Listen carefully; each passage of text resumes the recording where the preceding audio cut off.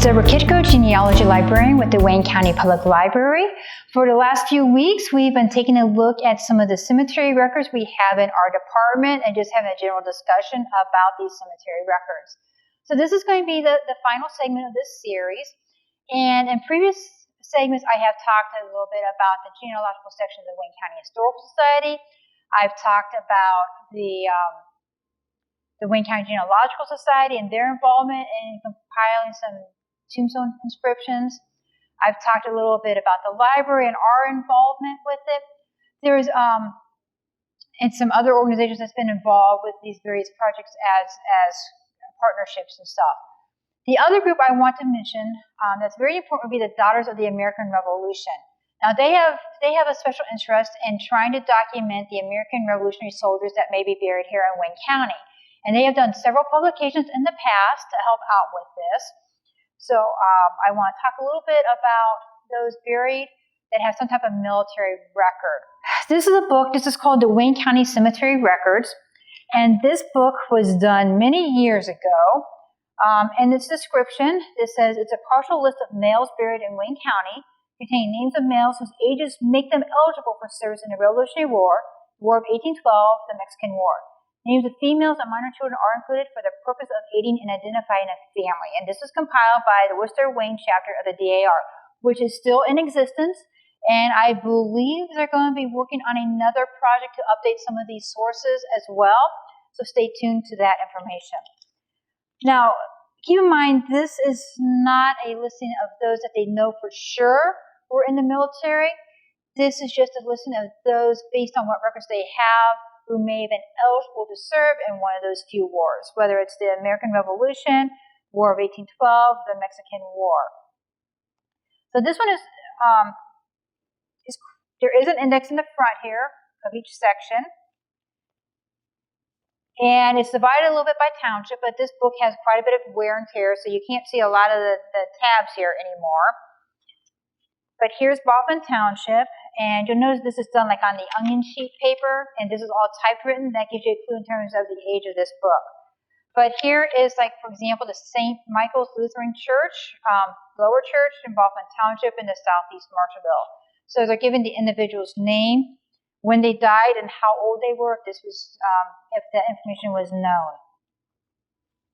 Sometimes they have included a few other documents in here. Here's just an article found in a daily record about We Remember, says Congress Township Stone.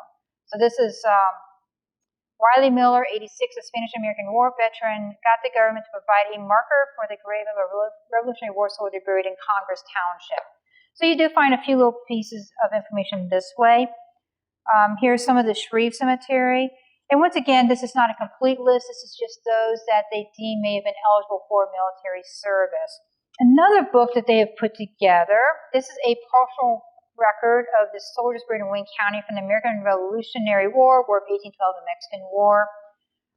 This is not as near as complete as the other book, but we still have it here in our collection. The page is a little bit faded now. But this is just divided up by the war, and it's just an alphabetical list of those individuals who they believe would have served in that war. A similar book is Here's Soldiers of the American Revolution Buried in Wayne County. This book has a separate page, and they have an old photograph of the tombstone. Now, this is important because there's a good possibility that some of these tombstones may not exist anymore, or they may not be eligible to read. So this is kind of interesting. So here is Edmonds Peter, and it says that he's buried there at the Warner Cemetery back in the Leo Warner home, in a private cemetery near a grove 2 miles west of Worcester along the Lincoln Highway.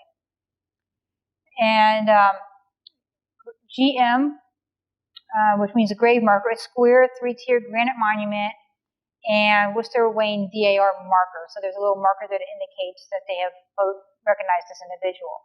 Then you have initials for MI. Peter Edmonds died July 30th, 1854, age 94 years. Elizabeth, wife of Peter Edmonds, died January 24th, 1830, age 60 years, 9 months, and 18 days. So once again, with a lot of the other records, you're getting a little bit of information here, and you're getting some older pictures of some of the tombstones as well. So those were some of the stuff done by the DAR in the past. There's also a book that's compiled by Marvin R. Oswald. Now this one is available online, at least last I checked. This one, he has them organized by township. And this one he's went through and actually included what military service they served in. And this actually goes through Vietnam. So this goes, it has World War II, Korean War, the Vietnam conflict. And the online version, I believe, has some obituaries attached to some of these individuals. But this makes it nice because this one he gives just the name of the soldier, the birth year, the death year, what war he served in, and over here in terms of what cemetery he would be buried in.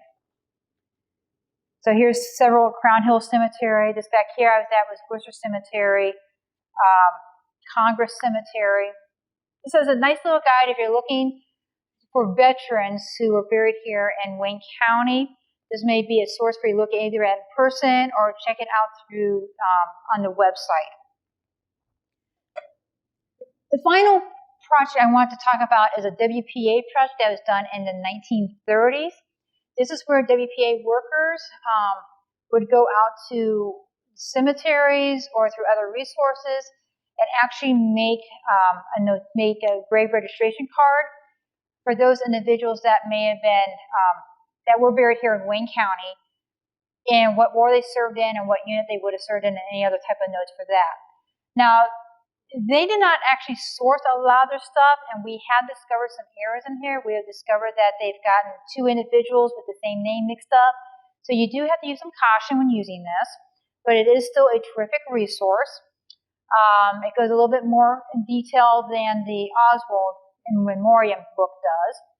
But this one, for example, here's a Calvin L. Campbell, Fredericksburg, Ohio. He died September 30th, 1894 in Fredericksburg, Ohio. And cause of death, he had some bowel issues. And it gives that his birth date was 1844 in Wayne County. He's buried there at the Westside Cemetery in Fredericksburg. Lot number 255, block number 2, grave number 4. And it does do make a notation that it's an upright monument. So back in the 30s, there was an upright monument for him. And then this indicates that he served in the Civil War. He enlisted October 5th, 1861, and he was discharged October 31st, 1864. He served in the Army of the 16th OVI Company H. So you can get some additional information through these. And once again, this is a 2-volume set, and these are just limited to those individuals with military service who have been buried in Wayne County. And it only goes through World War I because this was done as a WPA project in the 1930s. So World War II and the more recent wars would not be included. So I hope that this short series has given you some insight into some of the resources we do have available.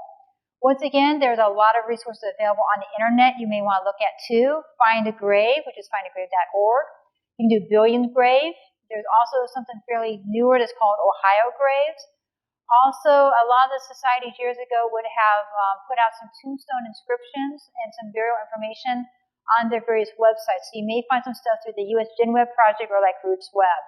So, and I'll provide some of those links and stuff on our department's website, and I'll probably provide some examples of some of these sources as well. So I hope this series has been helpful. And once again, if you have any further questions, feel free to contact our department by phone.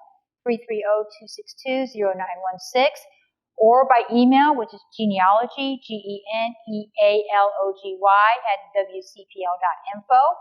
And if you had not subscribed yet to the library's YouTube station, I'd encourage you to do so.